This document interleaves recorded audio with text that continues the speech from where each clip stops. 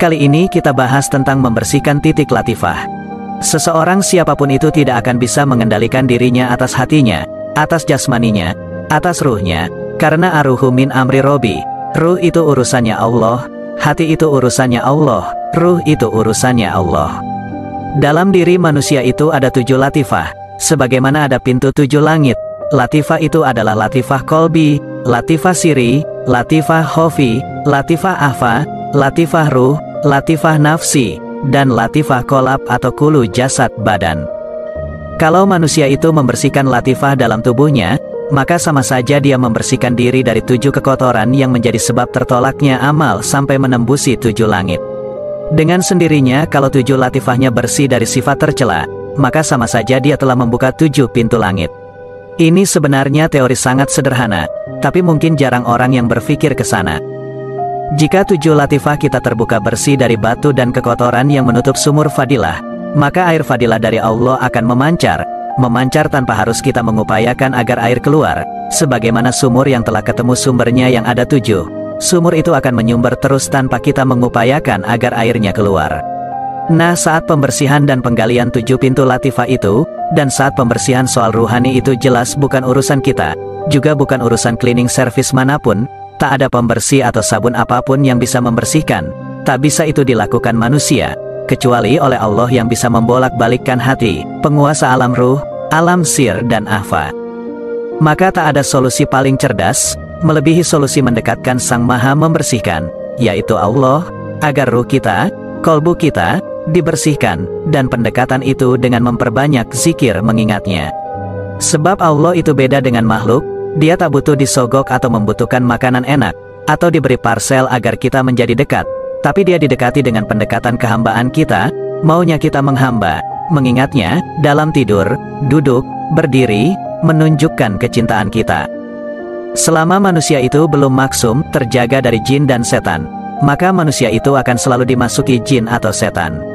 Zikir dengan keikhlasan, itu sebenarnya sudah menjadi benteng bagi manusia untuk menangkal akan masuknya jin dan setan ke dalam tubuh.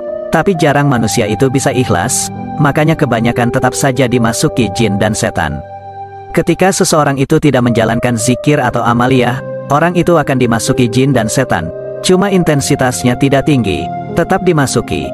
Tapi dia di dalam diam, makan tidur gratis, dan makan dari saripati tubuh kita.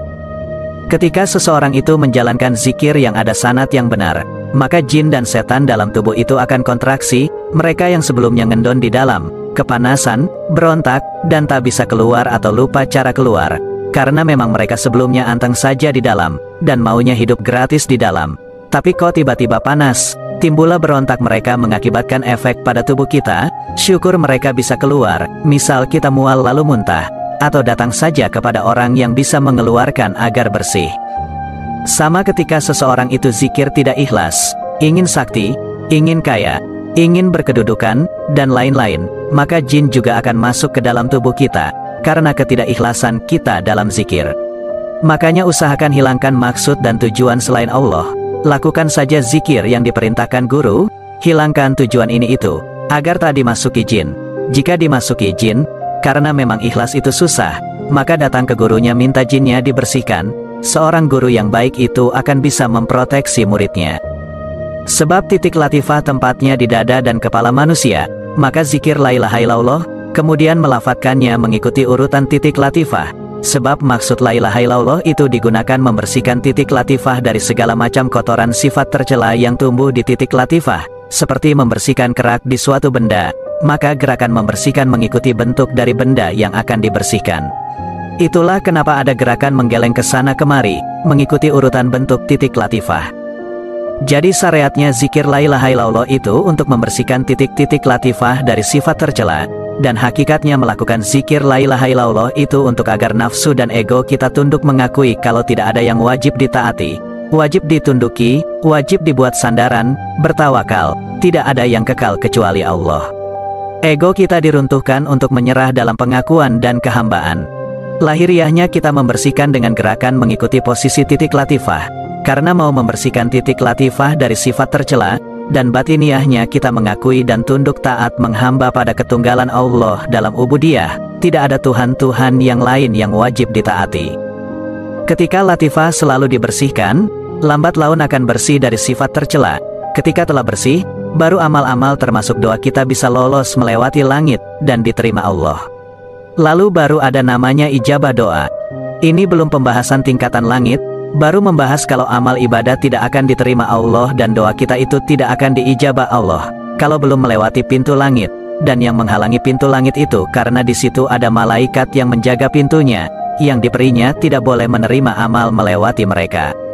Jika masih ada sifat-sifat tercela di diri yang mengamalkan amaliyah atau yang berdoa, dan sifat-sifat tercela itu tempatnya di titik latifah orang, dan yang bisa membersihkan ruhani kita itu Allah. Lahiriahnya kita zikir la ilaha illallah, batiniyahnya kita mengakui dan pasrah hak mutlak Allah atas ruh kita. Belum tentu masa setahun sampai 10 tahun orang itu bisa membersihkan titik latifah dari sifat tercela.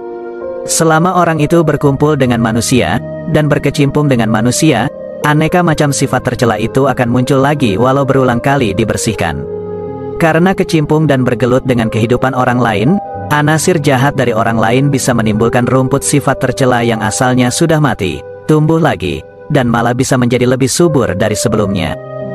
Belum lagi iblis, dan anak turunnya itu diciptakan Allah dan makanan mereka itu sifat-sifat tercela dari titik latifah manusia, sehingga mereka bersemangat menanam sifat tercela di ladang latifah manusia, dan berusaha menyiram dan menyuburkannya dengan berbagai bisikan, agar bisa panen, sebagaimana petani berusaha padi yang ditanam tumbuh subur, dan bisa panen melimpah, agar bisa dimanfaatkan hasil panennya, bisa dimakan setelah jelas panen.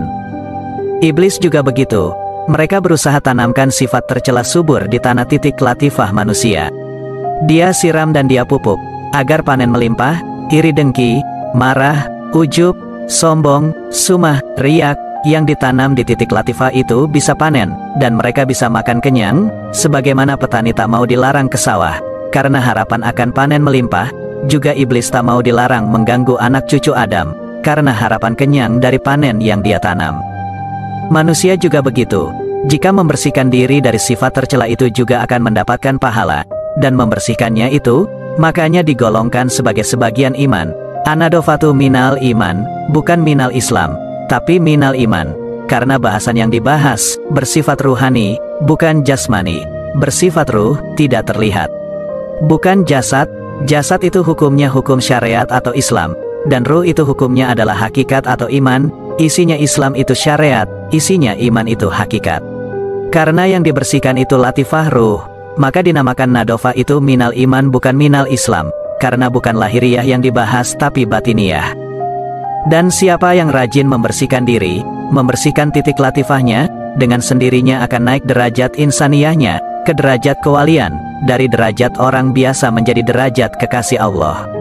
Karena inalah yuhibu tawabina wa yuhibul mutatohirin, Allah cinta kepada orang yang bertaubat dan cinta kepada orang yang membersihkan diri. Tandanya apa kalau orang itu kekasih? Tandanya apa kalau orang itu sudah menembusi langit 7? Tandanya setiap doanya diijabah Allah, sudah lewat langit 7, sebab sudah bersih latifahnya. Doanya dan amalnya sampai kepada Allah, dan diijabah doa itu. Dan itu sebagai bukti orang itu masuk menjadi kekasih Allah. Seperti orang itu cinta pada seorang gadis, akan dipenuhi permintaan si gadis yang dicintai, sebagai wujud tanda cinta. Untuk amal ibadah bisa menembus langit itu bukan dengan kita naik ke langit, tapi dengan membersihkan titik latifah kita dari sifat tercela, sebab sifat-sifat tercela itulah yang menghalangi amal ibadah sampai kepada Allah. Semoga paham. Nah, itulah nasihat kali ini. Semoga bermanfaat.